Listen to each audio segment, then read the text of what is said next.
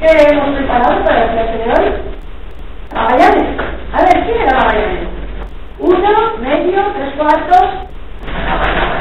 Bueno. Como agua de mayo, en mi persona recae todo el poder o soberanía. ¿Cuál es el núcleo temático que estamos preparando en este momento?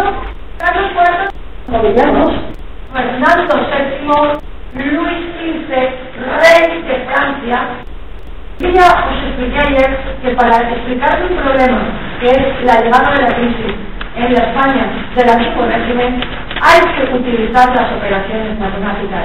Pero teniendo en cuenta el documento texto, página de oro, ahora, de pronto, en la fecha de 1800, os da lo mismo utilizar un verbo, que es construir al verbo a manera de olla.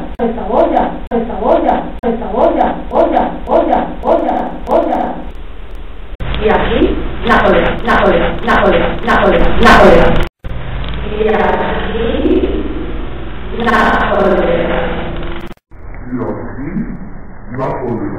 Pero aquí hay